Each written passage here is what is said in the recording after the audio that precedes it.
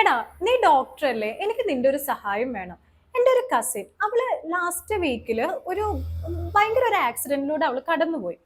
പക്ഷെ അതിനുശേഷം അവള് ഇടയ്ക്ക് വെച്ചിട്ട് ഞെട്ടുന്നു, കൃത്യമായിട്ട് ഉറങ്ങുന്നില്ല, ആകെ പേടിച്ച പോലത്തെ ഒരു അവസ്ഥ. അവൾ അതിനെ പറ്റിയിട്ട് ആരോട് സംസാരിക്കുന്നുമില്ല. എനിക്ക് തോന്നുന്നു അവൾക്ക് പോസ്റ്റ് ട്രോമാറ്റിക് സ്ട്രെസ് ഡിസോർഡർ ആണെന്ന്. പോസ്റ്റ് ട്രോമാറ്റിക് സ്ട്രെസ് ഡിസോർഡർ ആകാൻ ചാൻസ് ഇല്ല. കാരണം അത് കുറച്ച് സമയം എടുത്ത് ആയി വരുന്ന ഒരു കാര്യമാണ്. നിന്റെ സംസാരം കേട്ടിട്ട് എനിക്ക് കുറച്ചും കൂടി അക്യൂട്ട് സ്ട്രെസ് ഡിസോർഡർ ആകാനാണ് ചാൻസ്. അക്യൂട്ട് സ്ട്രെസ് ഡിസോർഡറോ? ഞാൻ വിചാരിച്ച് ഇതൊക്കെ നമ്മുടെ ജീവിതത്തിന്റെ ഒരു ഭാഗമാണെന്നാ.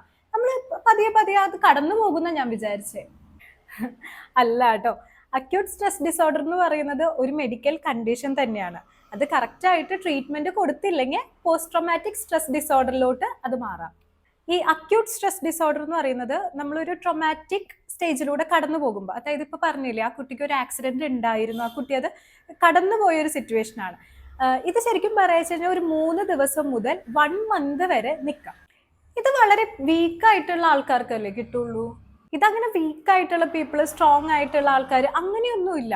ഇത് ആരെ വേണമെങ്കിലും എഫക്ട് ചെയ്യാം. ഒരു ട്രോമയിലൂടെ നമ്മൾ കടന്നു പോകുമ്പോൾ നമ്മുടെ ബ്രെയിൻ അതിനെ റെസ്പോണ്ട് ചെയ്യുന്ന ഒരു കാര്യമാണ്. ഇത് നമ്മൾ ഓവർ തിങ്ക് ചെയ്തെടുക്കുന്നതല്ലേ. ന്യൂറോളജിക്കൽ ആയിട്ടുള്ള ഫാക്ടേഴ്സ് ഇതിനെ ഇൻവോൾവ് ആകുന്നുണ്ട്. പക്ഷേ കുറച്ചും കൂടിയും നമ്മുടെ ശരീരത്തിൽ ഒരു ട്രോമയ്ക്ക് ശേഷം ആ ഒരു സ്ട്രെസ് ഹോർമോൺസ് ഭയങ്കരമായിട്ട് റിലീസ് ചെയ്തിട്ടുണ്ടാവും. അത് കാരണവും പിന്നെ ഹൈപ്പർ ആക്ടിവിറ്റി കാരണമൊക്കെയാണ് ഇത് വരുന്നത്. അപ്പൊ എന്തായിരിക്കും ഇതിന്റെ ലക്ഷണങ്ങളൊക്കെ? മെയിനായിട്ട് ലക്ഷണങ്ങൾ എന്ന് പറയുന്നത് ഈ രാത്രിയിൽ ഉറങ്ങുമ്പോൾ ഞെട്ടി എണീക്കുക, പിന്നെ ഇതിനെ പറ്റിയിട്ട് ചിന്തിക്കുന്ന കുറെ കാര്യങ്ങളൊക്കെ അവോയ്ഡ് ചെയ്യുക, മാക്സിമം അവോയ്ഡ് ചെയ്യുക. പിന്നെ നമ്മുടെ ശരീരം ചെറുതായിട്ട് തളരുക എന്നൊക്കെ പറയില്ല, അല്ലെങ്കിൽ തരിച്ചിരിക്കുക, അങ്ങനത്തെ ഒരു രീതിയിലൊക്കെ വരാം. പിന്നെ കോൺസെൻട്രേറ്റ് ചെയ്യാനായിട്ടുള്ള ബുദ്ധിമുട്ട്, പിന്നെ ഇതുപോലത്തെ സാഹചര്യങ്ങളിൽ ഭയങ്കര വിജിലന്റ് ആയിട്ടിരിക്കുക, അത് കുറച്ച് കൂടുതലായിരിക്കും. അപ്പൊ നമ്മൾ ഇനി എന്താ ഇതിനെ പറ്റിയിട്ട് ചെയ്യണ്ടേ? ഒന്നാമത്തെ കാര്യം എന്നുള്ളത്, നമ്മുടെ ബ്രെയിൻ സത്യത്തിൽ നമ്മളതിനെ പ്രൊട്ടക്ട് ചെയ്യാൻ വേണ്ടിയിട്ട് ചെയ്യുന്ന ഒരു നാച്ചുറൽ ആയിട്ടുള്ള ഒരു പ്രോസസ്സാണ് ഇത്. പക്ഷേ നമുക്ക് ട്രീറ്റ്മെന്റ് ആണെങ്കിലും മാനേജ് ചെയ്ത് കൊണ്ടുപോകാനായിട്ടാണെങ്കിലും ഫസ്റ്റ് തന്നെ നമുക്ക് CBT, അതായത് കോഗ്നിറ്റീവ് ബിഹേവിയറൽ തെറാപ്പി പോലത്തെ കാര്യങ്ങളിലോട്ട് നമുക്ക് പോകാവുന്നതാണ്. നമ്മൾ ചിന്തിക്കുന്നത് എങ്ങനെയാണ്, ആ ഒരു പാറ്റേൺ കാര്യങ്ങൾ വെച്ചിട്ടായിരിക്കും അതിൻ്റെ കാര്യങ്ങൾ. പിന്നെ നമ്മുടെ ലൈഫ് സ്റ്റൈല് കൃത്യമായിട്ട് നന്നായി ഉറങ്ങാനായിട്ട് ശ്രമിക്കുക, എക്സസൈസ്, പിന്നെ മൈൻഡ് റിലാക്സ് ചെയ്യാനായിട്ടുള്ള കാര്യങ്ങൾ കൊടുക്കുക.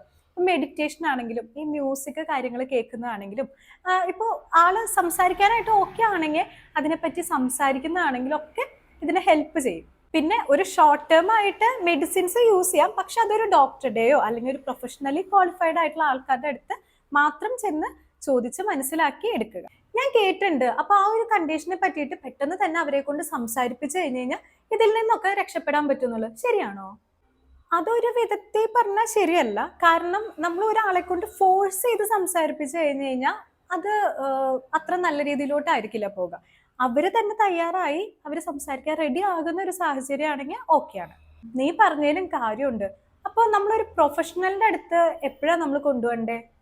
1 മാസത്തിന് മേലൊക്കെ ആയിട്ട് ഇത് പോകുവാണ്, അല്ലെങ്കിൽ ഒരു പോസ്റ്റ് ട്രോമാറ്റിക് സ്ട്രെസ് ഡിസോർഡറിലോട്ട് ഇത് കടന്നു പോകുവാണെങ്കിൽ ഉറപ്പായിട്ടും ഒരു പ്രൊഫഷണലിന്റെ ഹെൽപ്പ് നിങ്ങൾ തേടിയേ പറ്റൂ.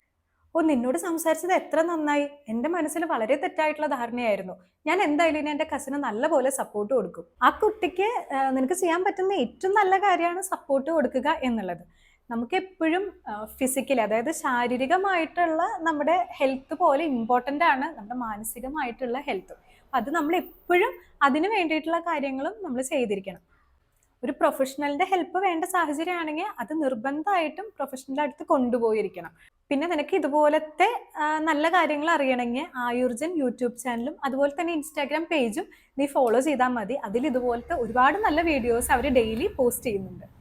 മാത്രമല്ല, ഇതുപോലെ ബുദ്ധിമുട്ടുള്ളവർക്കാണെങ്കിൽ താഴെ കാണുന്ന നമ്പറിലേക്ക് കോൺടാക്ട് ചെയ്യാവുന്നതാണ്. ആയുർജന്റെ ഫുൾ ടീം വളരെയധികം സപ്പോർട്ടായിട്ട് നിങ്ങൾക്ക് നിൽക്കും.